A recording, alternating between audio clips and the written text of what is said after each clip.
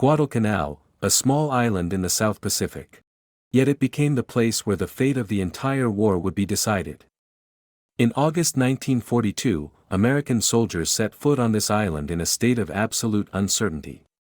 They had no idea how many Japanese troops were there, didn't know where the enemy was waiting, and didn't even have an accurate map of the terrain. All they knew was this: if they failed, Japan would dominate the Pacific. And for the next 6 months, the sea, the sky, and the soil of Guadalcanal would turn into hell. A confrontation where only one side was allowed to survive. Welcome to today's video. We will walk through the background, the events, and the significance of the Battle of Guadalcanal, the battle considered the first turning point that shifted the United States from defensive to offensive in the Pacific during World War II. This was not just a normal battle, it was a moment when two military powers placed their own destiny on the scale. After the attack on Pearl Harbor in 1941, Japan dominated almost the entire Pacific.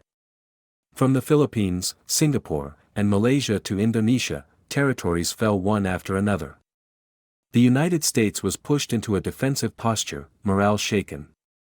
Meanwhile, Japan sought to build a massive, defensive perimeter, to lock down the sea routes and isolate Australia, a vital American ally. When Japan began constructing an airfield on Guadalcanal, Washington realized, if that airfield was completed, Japan could control the region and directly threaten Australia. The order was issued, short and cold: land on Guadalcanal. At all costs.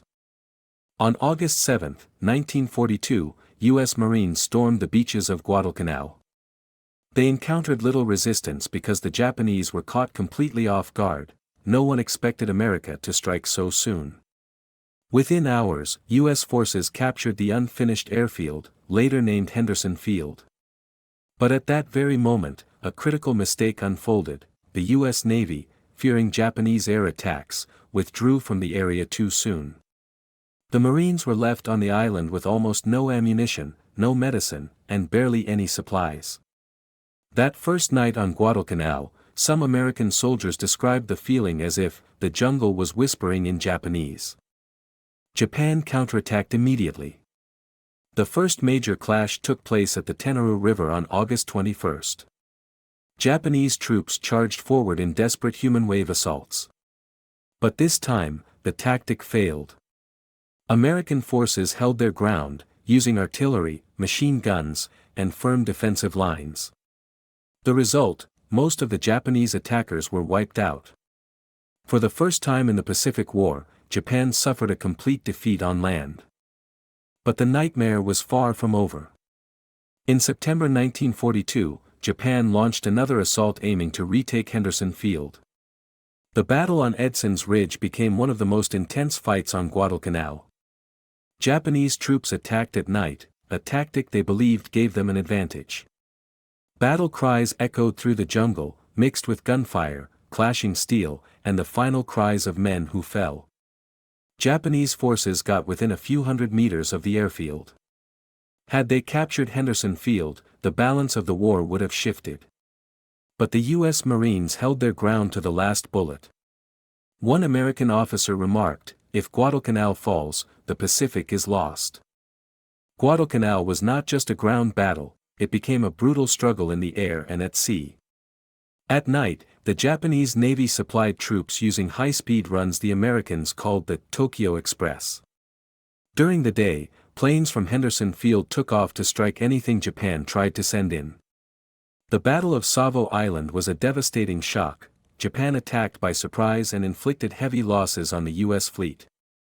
On those nights, the Pacific Ocean burned with the fire of naval gunfire. If the day belonged to America, then the night belonged to Japan. But time was not on Japan's side. By late 1942, Japan was exhausted: fuel shortages, ships sunk, depleted aircraft, and soldiers weakened by hunger and disease. In February 1943, the Japanese finally withdrew from Guadalcanal. After 6 months of hell, the United States had won its first major land victory in the Pacific. It marked the beginning of a turning tide. Before Guadalcanal, Japan attacked and America defended. After Guadalcanal, the situation reversed. The US began gaining naval and air superiority, paving the way for the island-hopping strategy that would push them closer and closer to Japan's homeland.